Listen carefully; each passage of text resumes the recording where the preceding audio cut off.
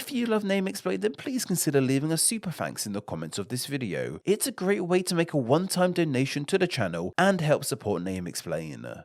If you speak the English language, then you most likely have either said or heard the phrase, long time no see. Though if by some chance you aren't familiar with it, maybe English isn't your first language or you've somehow avoided it your entire life, allow me to explain. The phrase of long time no see is used as an introduction of sorts, specifically an introduction to someone you haven't seen in some time, though more often than not it is used in more informal settings, amongst friends, family, and others you are close with. You wouldn't really use the term in a more formal or professional setting. For example, if you had arranged to meet up with a friend you hadn't seen in ages, you would potentially say to them, long time no see. However, if you had booked your first hospital appointment for quite some time, you wouldn't stroll into the doctor's office and say to them something like, yo doc, long time no see, or anything like that. Well, unless you were friends with the doctor, I suppose. Long time no see is simply one of those phrases that most English speakers know about, use on a regular basis, and probably wouldn't think twice about it. Well, guess who's decided to actually think twice about this resoundingly common phrase? That's right, this word-obsessed weirdo. Once you start to dig under the surface of this outstandingly common phrase and actually think about it as opposed to just saying it, you start to realize that the phrase of long time no see is actually really quite bizarre. This hugely popular phrase is odd for a few reasons. One of the reasons that it is so strange is because despite how well known it is in the English language, it doesn't actually abide by the rules of the English language. It's completely grammatically incorrect. Like all languages, English has a certain set of rules it abides by in regards to the order of words and sentences and such, albeit English's rules are a tad more loosey-goosey, shall we say, when compared to other languages. If this phrase were to follow the rules of English correctly, it would be something like, I've not seen you in a long time, or it has been a long time since I last saw you. But those are a tad more of a mouthful when compared to just long time no see. This phrase should really have a big blue squiggly line underneath it in a Google Doc or something. Yet, despite how grammatically incorrect this phrase is,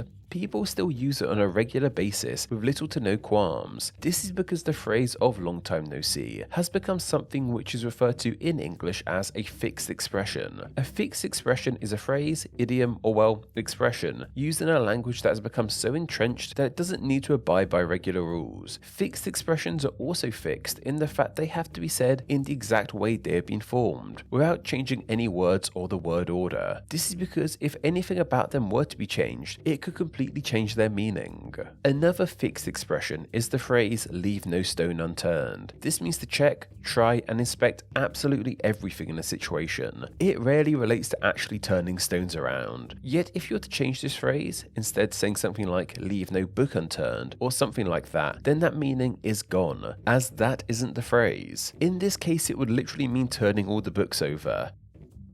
This is the power fixed expressions have in the language, and long time no see is one of them. If you are to change it in any way, like saying no see long time or something like that, then suddenly it isn't a phrase everyone knows. Instead, it's just a weird hodgepodge of words. I mean, to be fair, long time no see is already a weird hodgepodge of words, but it's one that everyone accepts and knows the meaning of. I can only imagine what a nightmare this phrase must be for people trying to learn English as a second language. As mentioned, English grammar rules are pretty free-flowing anyway, so imagine trying to learn the correct word order for various English phrases and terms, only to find out there's a phrase that is said on a regular basis in English that completely ignores all the rules you've been studying. It must be maddening. So from a grammatical standpoint, this phrase is pretty darn odd. But what's also strange about this phrase is its origins. We aren't exactly sure as to how this phrase entered the English language, but the general consensus is that it is of American English origins, as opposed to say British English or Australian English.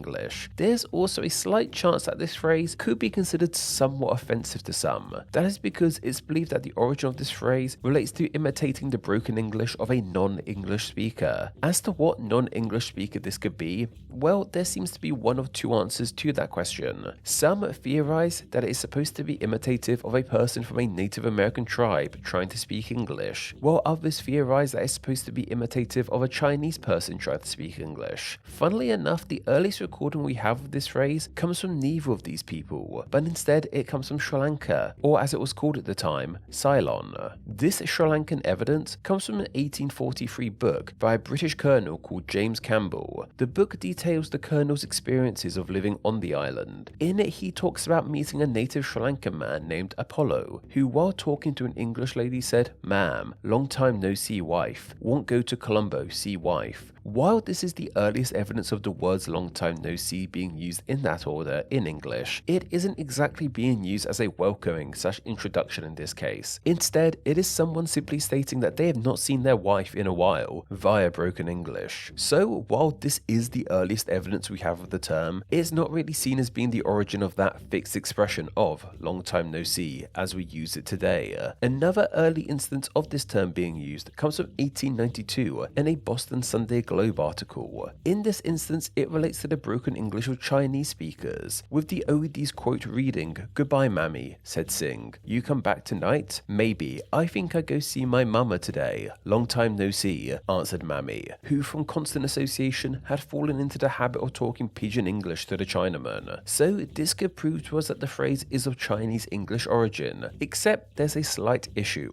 Like in the Sri Lankan example, it isn't being used here as an introduction. Once again, it is being used to express the fact that someone hasn't seen someone else for some time. So while the phrase has earlier links to broken Chinese English, it isn't being used as an introduction in this case.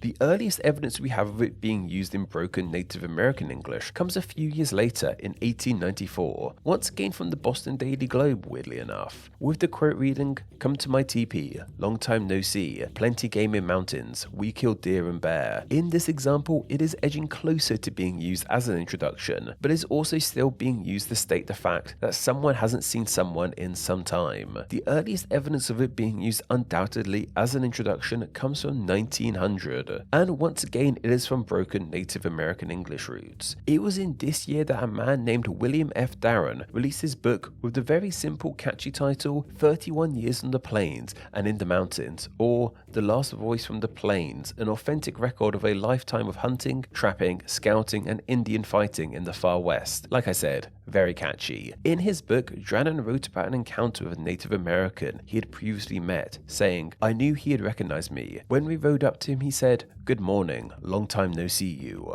This is undoubtedly it being used as a welcome in the more modern way we use it today. This is why the phrase is seen as coming from either broken Chinese or Native American English. While we have earlier sources of it from Chinese speakers, it being used as an introduction was first done by Native Americans. What's also interesting, however, in the case for it coming from Chinese speakers, is the fact that in Mandarin, there's been the long established phrase of "Hao Chuo Buqin," which translates directly into meaning long time no see. No Native American language seemingly has a phrase like this that it could have been directly translated from. The theory is that it would have entered American English via Chinese immigration in places like Chinatown in New York City. If it were to come from Chinese, it means it is actually part of a larger series of English language phrases that derive from Chinese corruptions, along with the likes of no can do and chop chop. Chop chop might actually also relate to chopsticks too. Honestly, researching this video led me down the rabbit hole of Chinese influence on English, something I didn't know all that much about, and could really be a video unto itself in the future if people are interested in seeing it. So, does the phrase ultimately come from Native Americans or the Chinese? Well, we don't really know. My honest opinion on the matter is that it could very well come from both. This broken English phrase could easily come from multiple different non-English speaking communities trying to string some words together, like with evidence of it being used in Sri Lanka before it was even linked to Native Americans or the Chinese. Considering the USA is such a melting pot of different cultures, it is easy to see how many of these different groups of people trying to learn English could all end up saying the corrupted phrase of long time no see.